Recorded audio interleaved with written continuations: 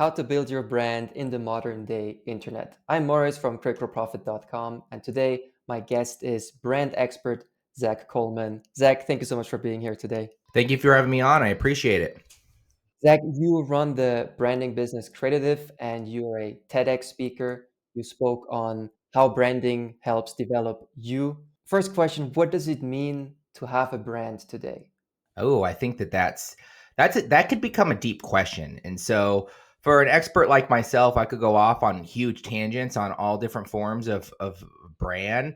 But I would say when it comes down to it, having a brand today is just honestly getting to know who you are, getting to know the things that make you unique and authentic. And if you have a team, how to take that same authenticity and build a team around it. I love that answer. That's not an answer I've ever heard, actually, but it's right in line with your TEDx talk.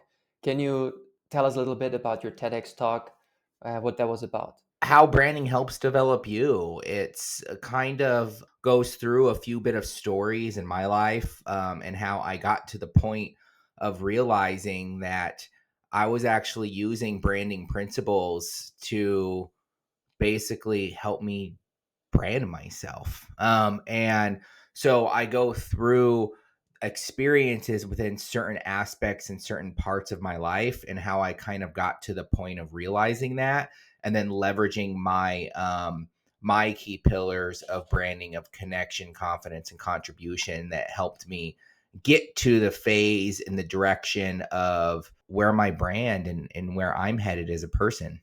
You mentioned at the beginning that there are many forms of brand, and you could go deep on all of them, but just on a high level, what are the different forms of brand? I like to say they're all the same thing. To be honest, I like to say they're all the same thing. It's just an expansion of said original brand. I mean, you hear a lot of people talking about personal branding. You of course have corporate branding. You have every niche. People will come in and say stuff like, "Oh, I'm in real estate branding," or I'm in SaaS branding. We brand SaaS products. Like there's so many different avenues, but in reality, all you're really doing within the branding premise is you're trying to find a way to differentiate yourself and showcase that differentiation of who you are, who your team is, how you're growing as a person and or a brand to a certain type of audience that matches those that understands and builds through that brand strategy and that development of said brand. Can a single person build a brand, or is that too much? Definitely, and that goes into a little bit of my story. So, like when I first opened my business, I worked in the corporate world for over 10 years before I started to go on my own. And so I understood the premise of delegation right away. So I started off a business, and the first thing I did is start delegating. I realized, it took me about 2 to 3, possibly almost 4 years before I realized that I kind of jumped the gun on some of that stuff, and I needed to actually take a step back and find out who I was, and what I wanted to do with this business, because you kind of get to a point where you realize that your team and the things that were happening to me, where I was delegating all this work out, but it was my brand had no soul. It had no clear direction. It had no vision. And I was just, sitting behind a computer screen saying, "Hey, do this, do that, do this." And so I had to take a step back and realize, hey, what do I want out of this business? Which in a way is branding. It's a premise of branding myself. And so I had to go back and I had to redefine my own values. Like what are the values that I live by as a person in my personal life? What is the vision I really want for this company? What's going to make me happy, as well as make me profitable, and trying to find that nice balance. And it's an evolution kind of situation. And so I personally had to go back and brand myself so that when I got to the point of going back and evolving my team and growing the internal of my business, I I had a good premise of my values. I didn't just go out there and say, let's just throw up innovation as a word and say that that's a brand value, right? No, it meant something. It meant something because that was a value that I live by. And so it really helped me start to dictate, the types of people that I wanted to bring on my team, which just helps expand the vision, right? Because you're bringing people on that understand your values. And so I say it's an ever growing process. I think that people can brand themselves. And I think it happens in every business. And people don't realize this is that they hear people talking about rebranding. You hear it all the time, people talking about rebranding and saying, hey, um, especially, designers, I see this quite a bit, are like, oh, they just did a new logo and got new color schemes. And that's great. That stuff really works. It's part of the overall brand, the tangible side. But at the end of the day, it's really just the owner deciding, hey, we need to evolve this business. We need to take this and we need to move it further on based off of my knowledge, what I've learned, what the team has learned. We need to differentiate ourselves. So it's a rebrand is really just that. It's you're just taking the next evolutionary step in how you're going to represent yourself, differentiate yourself, and showcase it to either a new or existing audience. It sounds like rebranding is basically growing up. In multiple times. It can happen multiple times in every industry. And part of my TEDx, I talk a lot about that contribution side. Like I came to a place myself as I grew my business where money was no longer a success metric for me.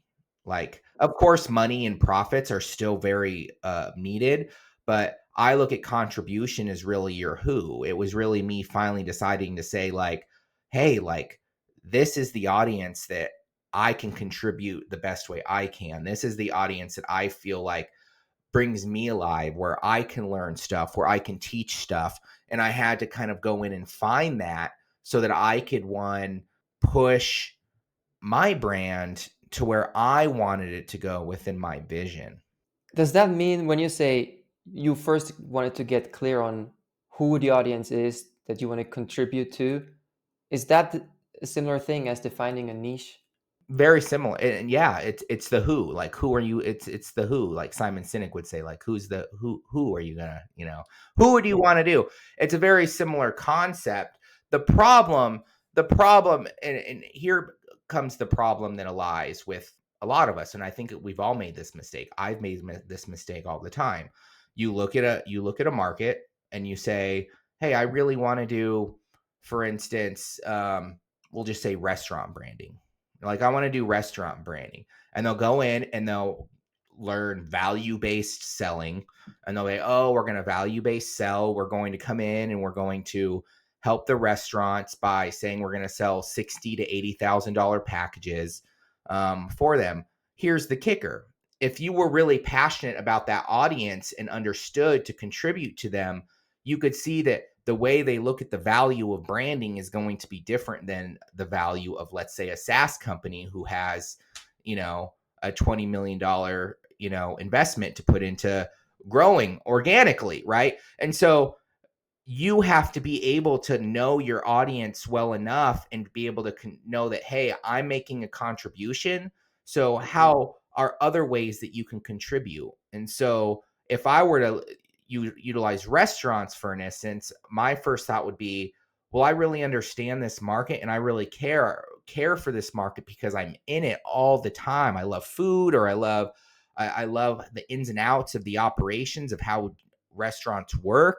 And so you look at it and go, restaurants really only have a 5% profit margin. So they're not going to be able to afford a $60,000 package. So how do I pivot my vision to still work with restaurants and do what I want to do, but differentiate myself in a way where maybe we make more on the bottom line instead of the top line? Maybe we have to automate some certain things. And so I'm getting off here a little bit, off track, but I think that's really what it comes down to, because when you don't really want to contribute to an audience, when you don't really feel like, hey, this is an audience that I want to help, you end up going in with a mindset of, oh, I'm just going to try to sell these $60,000 packages, and you're probably going to get resentful because they're not going to purchase, and you're not going to be able to look at pricing and your operations and stuff like that. So and that in itself is a branding principle, right? It's a way, the who, contributing to a certain audience. You're actually doing a branding practice and figuring out your niche by going through that process of learning and differentiating. And then what would probably happen is you'd get to a point where you're like, all right, we're stuck at coaching at 100,000 a year, or 150, or even $60,000 a year. How do I have to shift my market a little bit and differentiate myself based off of the knowledge that I have learned to still hit my vision of what I want to do? But how do I do it in a way that's really contributing to this audience? And only someone that works in restaurants would know that, right? Only someone that works with that market and really loves that market would understand how to contribute to that market effectively. Zach, I love that you said contribution, and you said two things. You said value-based selling, and you said in the early days where you would just tell people what to do, but there were no values. Your core values weren't reflected in that.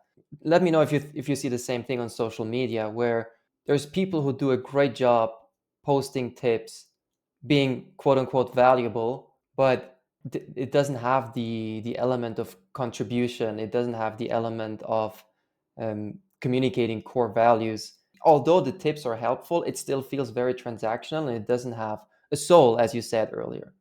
You want to hear a story, and this is me showcasing my this is me showcasing off the gate right here my authenticity, my vulnerability, and my value of communication and confidence. Um, is look go Anyone on this, go to our YouTube channel and watch a video of mine from, or even a social media post from like 3 years ago compared to now, and you will see how it has no soul, how it's really just regurgitated.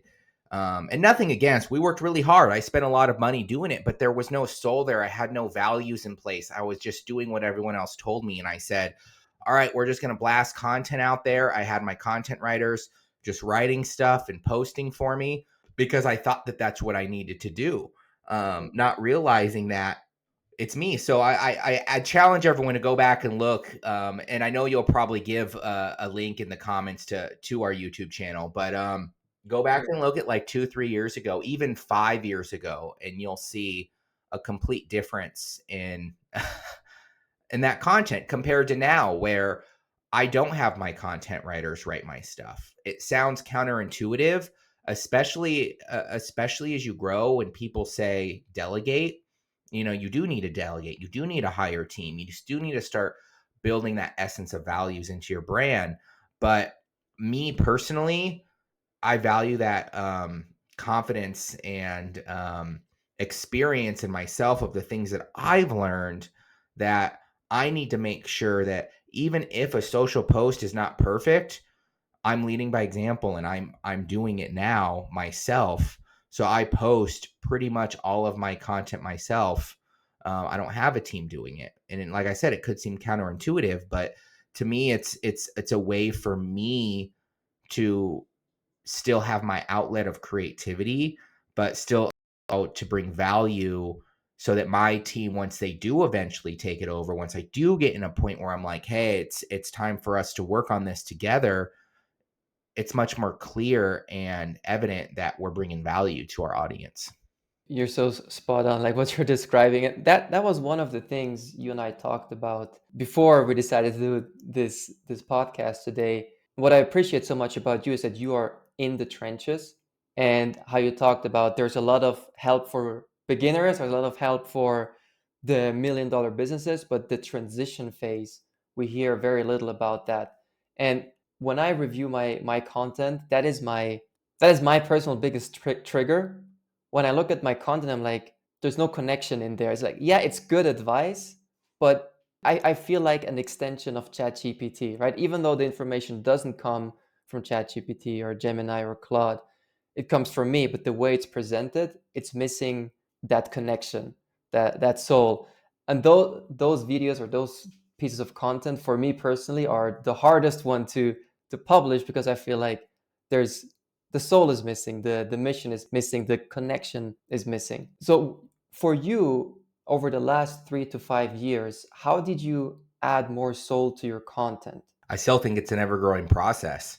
And it's going to be an ever growing process until I make it at least to a point where I feel comfortable on taking the next step in my brand's growth.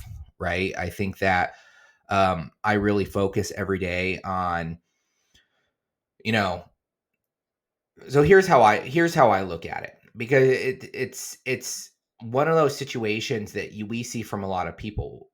I've always been one to not post. You have two type. I feel like there's always two types of people there. There's the ones that are confident posting, but then they don't really post anything of value, which there's nothing wrong with that. You just haven't learned it. And there's other people like myself who have had a fear of posting, because that I realized that I just wasn't I was afraid of what people would think of me being my true authentic self. I didn't realize that that's a deep thing that I had to figure out myself, and that's part of it, right? And so what do I do? When I first started, I made it be a practice of mine to sit down and write in my journal, and I would use that as my social post. So when I first started, I would start to be like, all right, to feel comfortable being my true self, I would sit down and I'd write a journal post, and then I would hand copy it over, type it over into the social media platform. And that's how I started to learn to be more authentic. Something about me writing on a piece of paper, and kind of like if I was journaling, it was kind of that what we talked about earlier. It kind of goes into that same premise of how branding helps develop you, right? You're doing an action on yourself to lead by example for the future, that you're allowing yourself to get past a certain barrier. And so that was my first step. My second step was, okay, now I need to transition this over online and make sure that I'm posting, trying to do that on a regular basis. Am I perfect? Do I do it every day? No. Do I still have days where I'm like, I'm not going to post today? Yes. But that was a huge first step for me. And then it came to the video side. Like, all right, I start doing lives with no real end goal in mind. And I think that's the hard part, is holding yourself back. You're like, well, why would I post this if it's not really going to bring any sort of actionable, like, is it going to bring a client, or is it going to bring situations? Sometimes you just need to learn and practice. My YouTube channel it was delegated down to the T. I had content writers, we'd do script development, and then I would take those scripts, we would practice them, and then I would use a teleprompter. And for a while, we were on a 2 video a week system. And then that got to a point where I got burnout. We weren't really seeing growth. It was kind of plateaued at a certain spot. And I had burnout. You could go back, like I said, and see, oh, he's talking on a teleprompter, right? So then I had to take the next evolutionary step. Oh, well, how can we write scripts?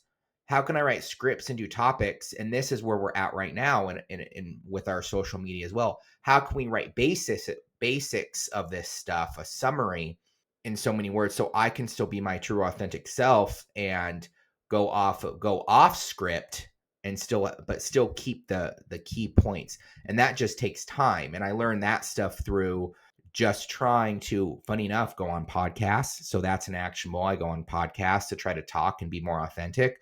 I do lives. I'll do live videos, even if I know they're not going to bring any sort of tangible results. They bring tangible results for me, right? And I'll do that stuff so that eventually, once we get back into the groove of doing those YouTube videos again, I'll have a much more authentic voice and tone. And then from there, it's okay, now comes the next stage. What is each post going to represent?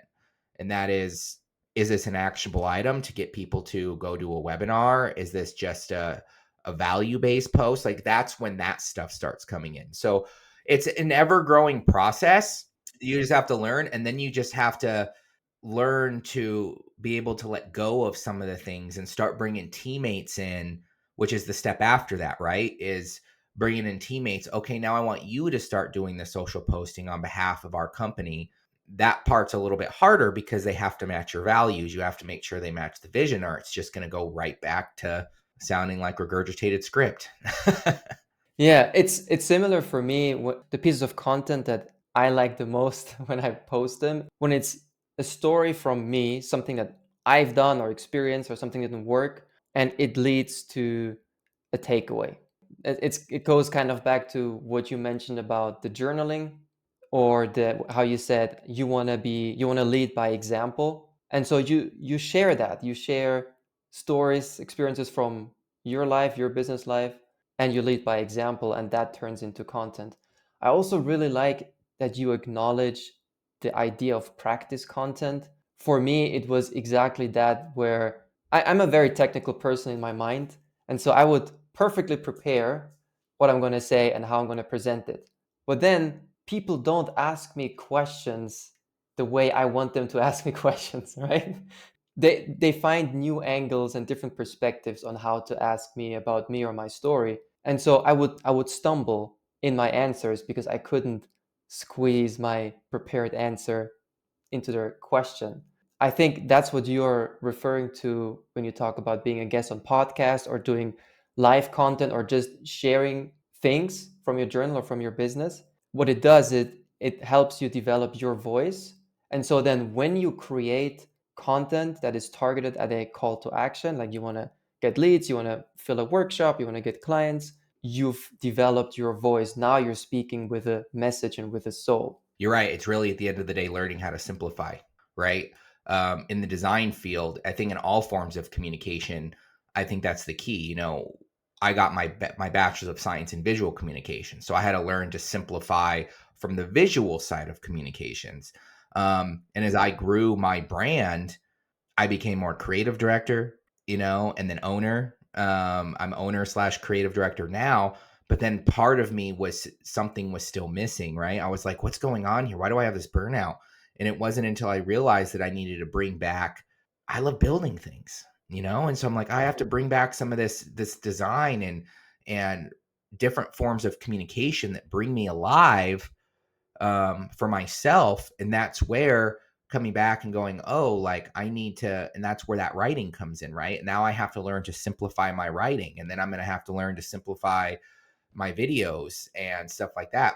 And so it's funny to me, and I don't mean to change the subject, but it reminds me a lot of niching. And I know brought about this earlier, in the concept of niching, because I think that, and I've actually seen the opposite happen right now, which is kind of hilarious. The point of niching, right? I see that when I'm working with smaller type, organizations, niching tends to still kind of be a form of getting clients.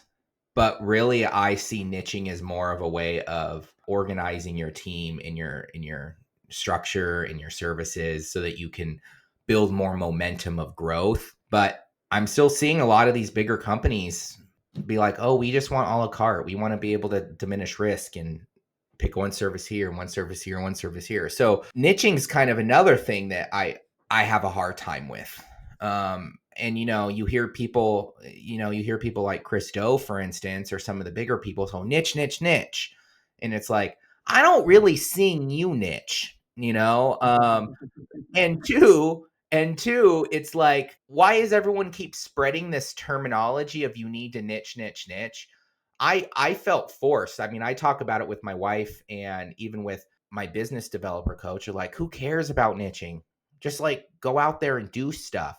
And I felt like the niching was actually something that was holding me back from growth, because I wasn't allowed to be my true self, because I do. We like to build brands. We like to build websites. I have built team and structure and SOPs and systems around all these things. And so when people say, oh, well, you can only be a master of one, it's like, In a way, yes, but as you grow, you're gonna be hiring people that are masters at that stuff, and so there's nothing wrong with bringing on more services. It just really depends on where you are in your growth cycle as a business. And going back to that middle ground, I think that niching really, to simplify, I think that it really depends on your audience, really, when it comes down to the end of the day. I think that, for instance, branding and coaching, I think are very consulting, very similar perspectives. Like, I would not want 100%, for instance, to understand restaurants because I want to think outside the box. I want to see what other markets are doing as well, so that I can be able to build you and differentiate you, help you differentiate yourself, or come up with a plan of action or a business plan or whatever that is going to propel you differently than your competitors. And if I'm stuck in the restaurant niche, I'm going to be biased, just like I am with my own business. Where so, marketing services, for instance, our marketing side, you kind of have to be niche because it's like, oh, I have these systems in place, and those systems have to be tailored to get results for this particular audience. And so I went off on a little bit of a tangent there, but it kind of reminded me of niching when you were kind of bringing up that topic. Yeah, niche. I see the same thing when I work with people. Not all of them, but many people, they would be better off if they just ignored the niche advice. It can be so paralyzing for them. What I believe in is exactly what you said. Who do you want to work with? Who do you want to serve? And then I would add on to that, how do you connect with them? Here's the thing. I connect with people on many different levels that have nothing to do with my work. But they're the right type of person that I enjoy working with. That's why we have a great connection, right? And I enjoy working with them, or I would like to work with them. And as a result of that connection, there are work opportunities, or they become a client, or collaborations. Yeah. And I agree with you 100%. And I talk about that in my TEDx, funny enough, is the connection pillar. That's one of the branding principles I talk about. I think, and back to the original topic of this, so many people these days are like, how do you brand yourself in the world of technology? Well, the funny thing is, technology is moving away from connection. We had phones, we got phones, we started off with phones, we then got computers and email, and now with the integration of AI, everything's becoming automated, especially for that lower tier of what the reasoning for that stuff was, which is connecting. I mean, I don't even know if some of these brands are still living by their values, because connection is the main key here. And so you kind of have to take a step back and say, all right, and that's what I had to do. I had to be like, what are some of the things? And connection was one of them, not just with other people, but with myself. Like, what are the things that drive me every day? I used to love going on runs. I used to love going to the gym and working on myself and eating right. And then I kind of lost that, because one, I have 3 children now and I get sleepless nights, but two, because I was so focused on, I need to niche down towards this audience and get leads in the door, that I wasn't really realizing that I was building my business for somebody else. So, but for what someone else wanted. My perspective is that we need to look more at the psychological counterpart of our audience, like you said, and that's where those values take a deeper meaning. That's why I'm very big on, we have to find values that you live by, that you care about, and those are kind of your guide to, one, hire the right employees that match those same values, but then market yourself and brand yourself towards an audience. And so it's funny to me because when we get prospects in the door that are like, we want to do our branding, and they're like, we've figured out our values. I'm like, well, did you? Let's hear those values. And then they'll go through and they'll be like, innovation and trust. I'm like, well, do you live by these values? Are these really something that you care about? And I'll be like, go through some of their actionable, daily tasks. And I'm like, well, it seems here that somebody emailed you and asked if you could have a phone call, and you ghosted them. That's not a value. That, to me, my value of communication is, oh, well, I'm at least going to write them back and say, hey, I'm sorry, I'm not interested at this time. Can we have, maybe we talk in the future, right?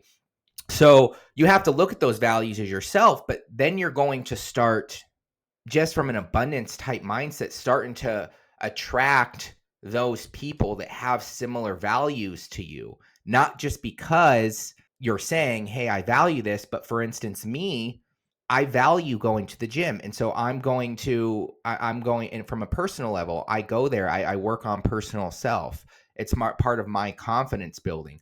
So I'm going to start meeting people that have that similar value. It's the same as if, let's say, you love to go to church and you're really religious, and you know, one of your values is spirituality or religious, you're going to start finding those types of people. And that's where that contribution pillar comes back in down the road, is because you built that connection. And so I'm a very similar way. I try to vet every single one of my clients, my prospects, my team, really focus down on those values. Yes, I'm not going to get on a call with a prospect and be like, do you value communication? But with the way we do our processes and build our processes around those values, it is going to attract or decline certain types of people. The people that we bring on that value communication will love our communication system, because we built a good way that we can keep our communication really honed in on certain clients, right? So that's the kind of stuff, like you said, in that connection. That kind of connection is still needed today.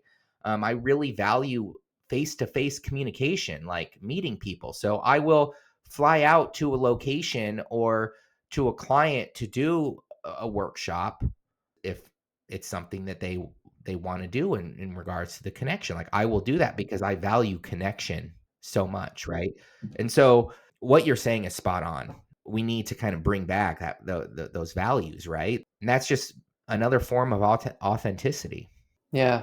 You don't have to answer, but I'm just throwing out that question to people listening or even to myself. It's like, okay, it's true. I really value connection, but then, I just create content giving marketing tips. What can I do to display that I'm actually living by that value, right? Or you mentioned church.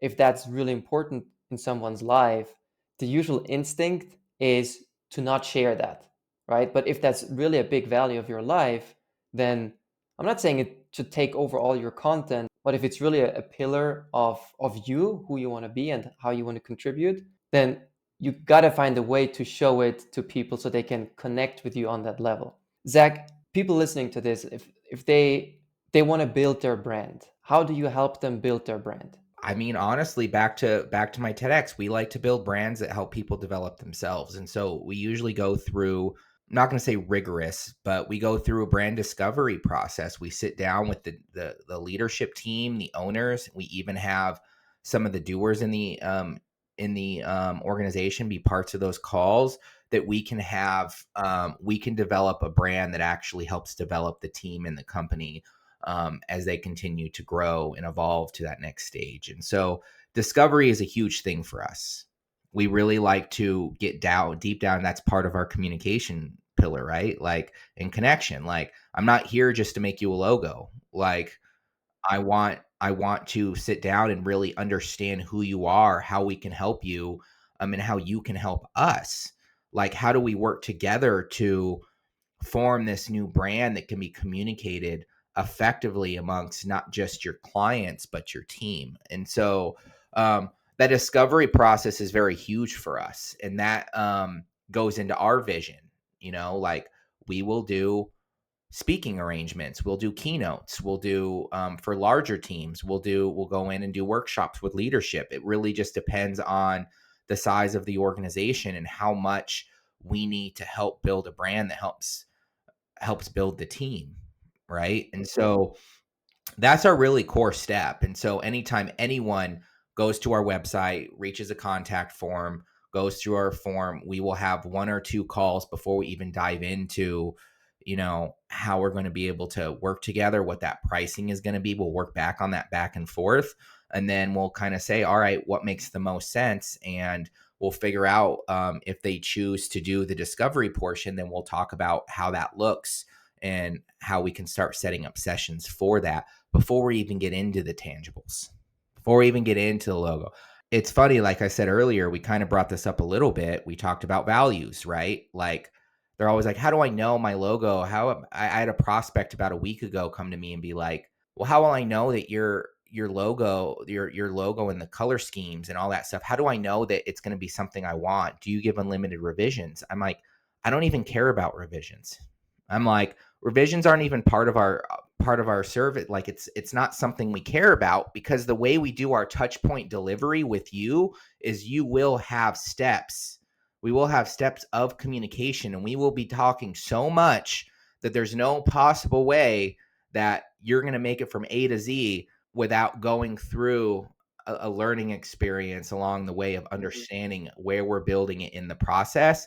So our brand development is really a brand strategy already in itself. It's going through that process, helping them understand certain things. And so I would say that's really how we like to build brands.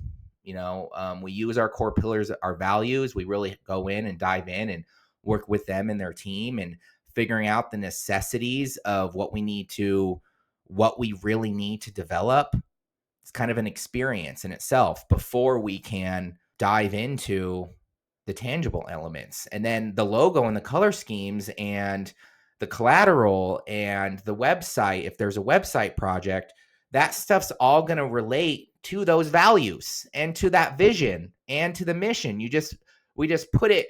That's what a branding expert really knows how to do. You can give me a value and I can change that communication to the communication premise of what you're trying to do, right? And so in short, that's really what we like to do with our branding projects. I've and I don't know how to say this more clear than just I'm not a fan of, I think it's a concept in every industry that we deal with prospects. I'm not going to come in and just create you a brand in a week. Like that's not who I am. It's going to take time, it's going to take energy, and it's not for everybody. I will refer people out if they're like, "Hey, I just need a logo and a color scheme." I'm like, "Well, let me give you a referral to someone that enjoys that more so than helping you evolve, because you're either not ready for it or it's not something that you value, right?" So that's kind of how we kind of, in a nutshell, we kind of diminish our offers. It really comes down to discovery, and then we'll do from there. We'll create assets and deliverable. We'll create the assets and deliver if it's messaging, if it's the brand itself from a collateral perspective. And then from there, if there is a need for ongoing support, then our third offer is then we attach some sort of support in that way to continue to evolve the brand language through different mediums. That's really cool. So first you help them get clear on their values or review their values with them, and then you have the skill and the talent to create something visual, something tangible that communicates those values. You said it better than I. There's a simplicity, right? Yes, and it's not just values, it's mission, vision, niche, audience. Like how do we create this in a way where you can now say, "Oh, I am 100% clear and I have clarity now on who I'm going to reach, how I'm going to reach them." Because then we also have to find out if that's exactly who you want to reach, right? That's where the vision alignment comes in, and looking at the vision. I think we all evolve as people, businesses and brands, personal branding and corporate branding alike, go through certain stages of development. And there comes a time when you're like, has my business grown the way I've wanted it to grow? Am I aligned to my vision? And so just alignment on all that stuff sometimes is all you need to make sure you're taking it to the next step correctly. Zach, this is really awesome. Thank you so much for sharing your approach to branding. I learned a lot just from hearing listening to you, because I just realized that I'm not showing enough of my values in my content. I never even asked the question, how do I put my values in the content beyond just sharing more information? That's really awesome. Thank you so much, Zach. How do you want people to get in touch with you? Which links do I put below this episode? I would love for people to watch my TEDx. TEDx just came out, how branding helps develop you. You'll get to know, honestly, a little bit about who I am through that. And then if you want to, you can always go to our website, set up a call with us through our contact form. But we also have a program coming out.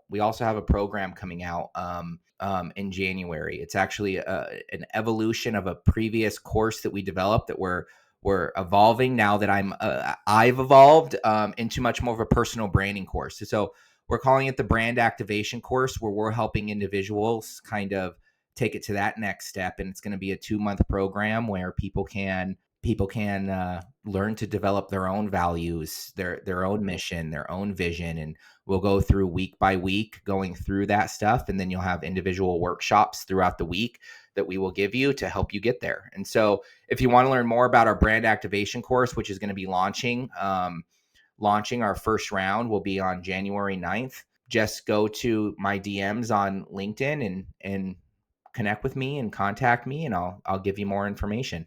Okay, so for sure, please connect with Zach. That's going to be the first link, his LinkedIn. And then I'm going to link to your TEDx talk. And I'm also going to link to your agency website, creative.com, right?